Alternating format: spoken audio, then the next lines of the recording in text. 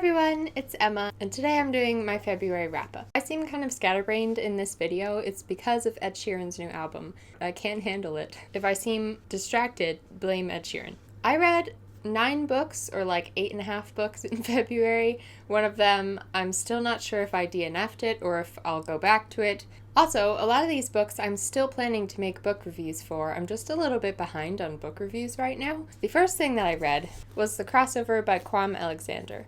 This is a spoken word book about this kid who plays basketball. There's also another one about a kid who plays soccer, and I think I might read it because I did enjoy it. I was surprised by the serious turn that it took towards the end. The main character's dad is sick. I can't even remember what it is that he is sick from. So I was actually surprised by the serious turn that it took because a lot of it is just fun and silly. I think I gave it 4 stars. It wasn't like an outstanding book that I just recommend to everyone, but it was fun and it's middle grade, and I love reading characters who are in middle school because they're just kind of in the most difficult time of life. Then I read Shiver by Maggie Stiefvater. This one I have already done a book review for, and I will link it down below. It was a spoiler-free review, so if you haven't read Shiver, you can still go watch it. I loved this book so much. I had really low expectations because it's just not as beloved as The Raven Cycle, and because The Raven Cycle is my favorite series ever, I figured nothing would ever live up to it. But Maggie Stiefvater's writing style is just so beautiful and atmospheric, and this one was the same in that way. Like, The Raven Cycle has this very specific feeling to it, and this one also had a very specific feeling. It was also really fun to read in the wintertime because it has to do with the temperature. It's basically a book about werewolves, but they're not the normal type of human hybrid werewolves that I'm used to seeing. In the summer, they're humans, and they live as humans the whole summer, but once the temperature changes, they turn into wolves. So people know about the Wolves of Mercy Falls, which is the town, but they don't know that they're werewolves. It's about this girl, Grace, who was attacked by the werewolves when she was younger, but she never turned like she should have, and she was saved by one of the wolves in particular, named Sam. It's a love story, and it's really cute. I loved it, and I'm going to read the second book in March. Next, I read Aristotle and Dante Discover the Secrets of the Universe by Benjamin Elir Sands. I literally picked this up the morning before it was announced that they're making a movie, so it was so exciting because it just happened to be the best timing. I was already halfway through it when the movie was announced and completely in love with this book. I had heard people say that this book was beautiful, but it is just so well written. I'm going to do a spoiler-free review on this one.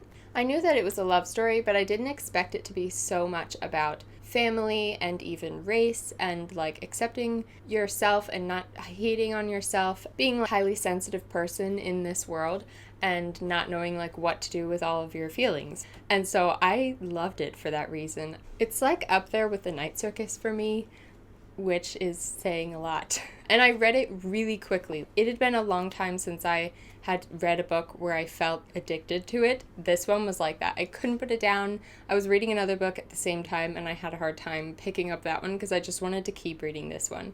Then, one of my most anticipated releases of the spring, I read King's Cage by Victoria Aveyard. I really don't know what to say about this. I'm pretty sure my first video ever was a book talk on Glass Sword, which is the second book.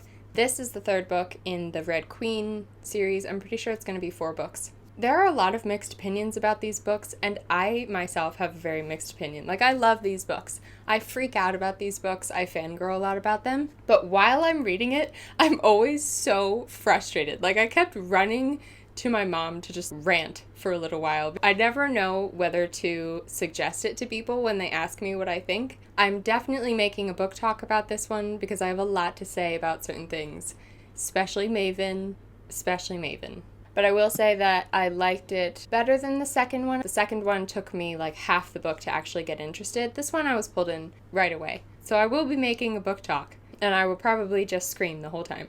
The next book that I read is The Trials of Apollo by Rick Riordan. I just don't even know. I don't know. I love Rick Riordan. Like, I grew up on the Percy Jackson books. They're one of the things that got me into reading, so I will forever love Rick Riordan. I didn't love this book. I liked it okay, but honestly, my favorite parts were when old characters came back, even when they would just, like, mention people. Seeing Percy and Nico and Leo. I liked Apollo. I liked the idea of it. I like seeing Camp Half-Blood again, so for that reason I enjoyed it. It's not my favorite writing. It's not as funny as the original series. One of the things that I didn't like about the Heroes of Olympus series is that it was written from multiple point of views and they were all first person and it was very confusing. I had a really hard time distinguishing who was who. This one was first person like the original Percy Jackson series, so I did like that better. I liked that it was from Apollo's point of view. I liked the really bad haikus at the beginning of every chapter. That was funny. I wrote a little review for this on Goodreads and I will link it down below, but I think I gave it 3 stars, which is kind of low for me. I'm glad I read it, and I might keep trying to read Rick Riordan books. I'm loyal to Rick Riordan no matter what, even if I don't like his current books. Then I read The Bad Beginning, which is the first book in the Series of Unfortunate Events series by Lemony Snicket. I loved this, actually. It was really quick. I read it in one sitting. I really like the writing style a lot. It's nothing like the Narnia books, but for some reason it reminded me of the Narnia books. Definitely going to continue on with the series. I really want to get the next 3 so that I can watch the Netflix series, but I want to have them all in like this form, so... Then I read A Darker Shade of Magic by V.E. Schwab. Oh my goodness, I loved this book so much. I'm so upset at myself that I didn't read it sooner because I knew I was going to love it.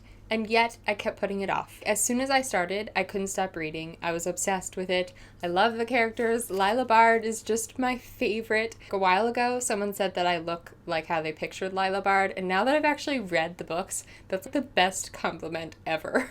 V.E. Schwab's world building is so great. There are different forms of London. They're cut off from each other, but they used to all be connected, and there are a couple people in the world who can travel between the worlds. Or there's kind of 2 main characters, but one of the main characters, Kel, he can travel between the worlds, but he is also kind of a smuggler, which is illegal. He'll bring tokens between the Londons. He brings something through that turns out to be very bad, and things go crazy. I love these characters. Kel is awesome. Rye is great. Lila is obviously my favorite. I love her the most. I'm currently reading the second one, and while I'm doing anything else, all I want to be doing is reading A Gathering of Shadows.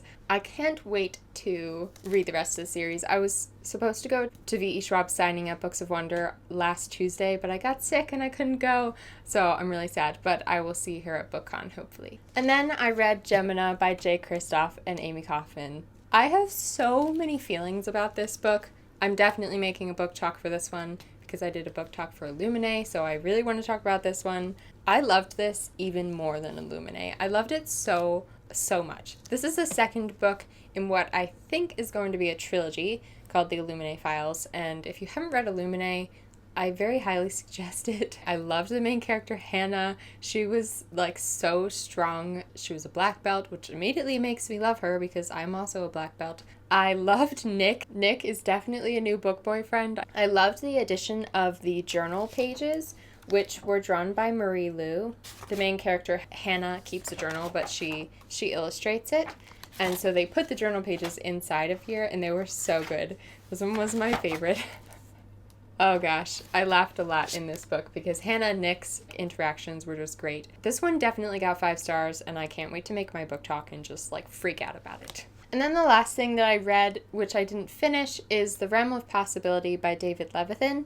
This is kind of a collection of like short poems and stuff. It's about all these different kids who go to the same school, and it's split into different parts. So like at the beginning of each part, it tells you the names of whose point of view you're reading from. It kind of interweaves, like they'll mention a character in one, and then that character will be the point of view a couple poems later, a couple chapters later.